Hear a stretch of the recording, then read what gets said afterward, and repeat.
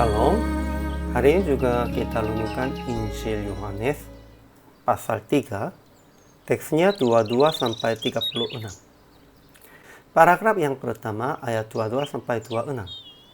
Yesus melayani di daerah Yudea dengan murid-muridnya sambil membaptis. Banyak orang datang kepada Yesus dan murid-murid Yohanes Pembaptis tidak senang situasi ini. Paragraf yang kedua ayat 27-36. Murid-murid Yohanes Pembaptis berkata kepada Yohanes tentang situasi ini. Namun Yohanes Pembaptis tetap berkata, ia harus makin besar, tetapi aku harus makin kecil. Dan barang siapa percaya kepada anak, ia beroleh hidup yang kekal. Kesimpulannya, kemudian Yesus melayani di daerah Yudea dengan murid-muridnya sambil membaptis. Banyak orang datang kepada Yesus dan murid-murid Yohanes Pembaptis tidak senang situasi ini.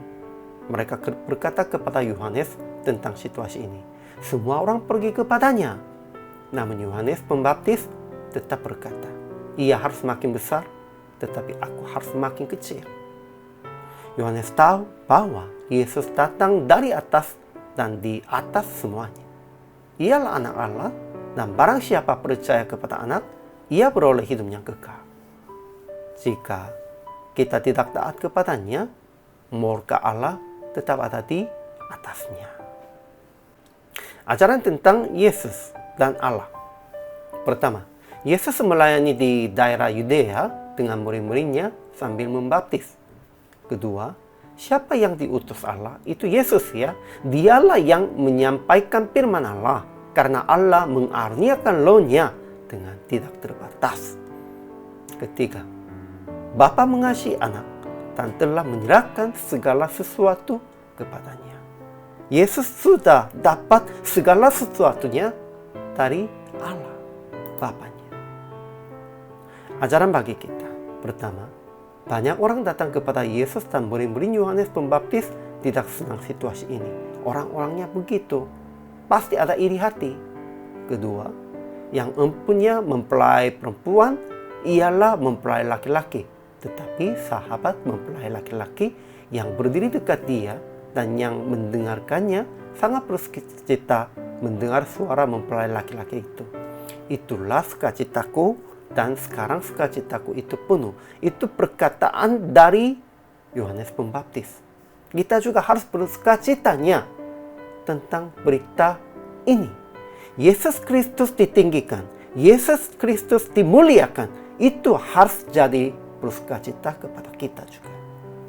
Ketiga, tetapi Yohanes Pembaptis menerima situasi ini dan berkata, ia harus makin besar, tetapi aku harus makin kecil. Dan barang siapa percaya kepada anak, ia beroleh hidup yang kekal. Aplikasinya, pertama, jangan iri hati kepada pelayan lain, sekalipun dia semakin ditinggikan oleh orang lain dan oleh Allah. Dan sukacitalah sebab memperbesarkan kerajaan Allah melalui dia.